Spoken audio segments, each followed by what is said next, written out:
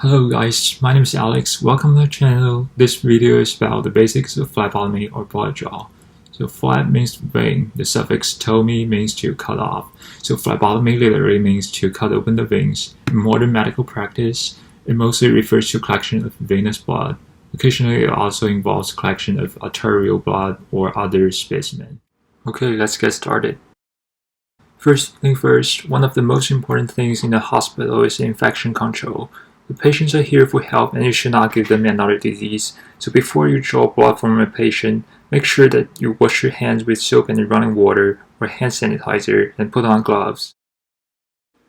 Another extremely important thing is to positively identify the patients. You do not want to confuse the doctors with mismatched test results because it will absolutely delay the diagnosis and cause other serious consequences. Usually I would ask the patient to spell their first and last name and give their date of birth so that I can minimize the chance of drawing blood from the wrong patient. So far, if you have cleaned your hands and successfully identified the patient, you can start assembling your equipment. This image shows the surface structure of a straight needle, which consists of a short cap, a long cap, and a safety.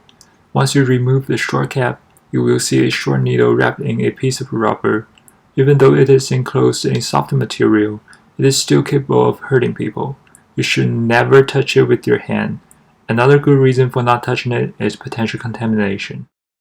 This device is a needle adapter. It facilitates the connection between the needle and the vacuum thinner tube. The structure is very simple. You can attach a needle to the small opening on the left side of this image. The large opening on the right side allows you to push in or pull out a vacuum thinner tube. In order to install the needle, you should rotate it clockwise against the adapter as if you are turning a screw.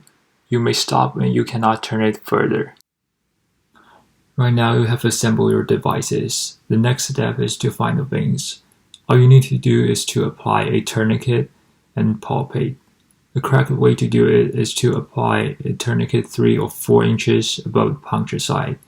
So you might ask, where is the puncture site? The textbook will usually tell you it's called antecubital area. So ante means before, cubital means of the elbow.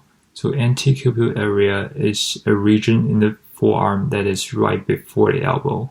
Therefore, the tourniquet should be tied a few inches above the elbow. Now let's take a look at how the tourniquet works and how to tie it. A tourniquet is essentially an elastic band that can restrain the blood flow in the veins. Once the blood slows down, the veins tend to bulge out due to local accumulation of blood, which makes it pretty easy to palpate. You might struggle to tie the tourniquet on your first attempt as the topology can be very confusing, but it is very simple if you break it down into 3 separate steps. First of all, wrap the tourniquet around the patient's arm. Grab one end with your non-dominant hand and the other with your dominant hand. Make an intersection as it is shown in the picture. Remember, the dominant hand should always stay on top. Then tuck the highlighted segment underneath the loop. Finally, let tension and friction do their job. Now you're ready to palpate the veins. This is a picture of my right upper limb. You can find the cephalic vein, the median cubital vein, and basilic vein. You might want to aim for the median cubital vein because it is the most successful one. The cephalic vein is also acceptable, but it is a little bit deeper. You might not want to poke my basilic vein because it is on the medial side of my forearm, which is extremely difficult to access. Even though the textbooks keep telling you to look for these 3 veins and always aim for the median cubital vein first, you almost always need to make your own decisions because veins in general are not as permanent as other anatomical structures. Now let's assume that you are aiming for a big, bouncy median cubital vein. The next step is to disinfect the puncture site. You may use 70% isopropyl alcohol to wipe the area. Keep that in mind. If the patient is subject to a blood alcohol level test, use chloroprep instead, given that the residual alcohol may alter the result. Now it is time to actually poke the patient. You may open up the safety and remove the cap.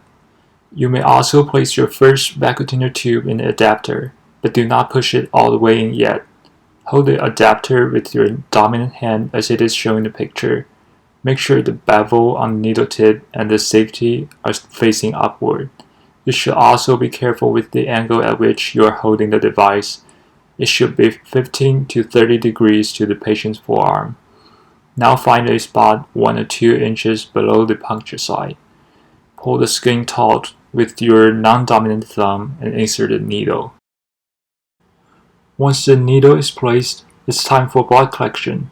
Push your vacuum cleaner tube with your non-dominant hand as it is demonstrated in the picture. Use the wings around the opening of the adapter because you can stabilize the device as much as you can by doing so. If there's blood coming out, this vein puncture is considered successful, and you should maintain the direction and angle of the needle until you finish. If there's no blood, try to withdraw the needle by a few millimeters before redirecting it, because usually, according to my own experience, it's a matter of too much depth rather than wrong direction. Once the tube is filled up, withdraw the tube and invert it for 8 times to thoroughly mix the blood with additives in the tube. Now you may proceed with the following tubes or finish the process. Once you are done, remove your last tube, then the tourniquet. Put a cotton ball or gauze over the puncture site. Pull the needle out and then apply pressure and fix the cotton ball or gauze with the tape.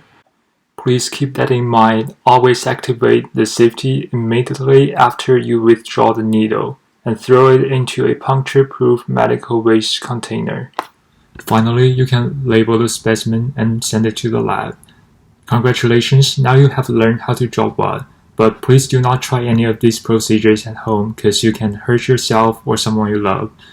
If you want to act as a phlebotomist, please complete proper training programs. Thank you for watching. See you next time.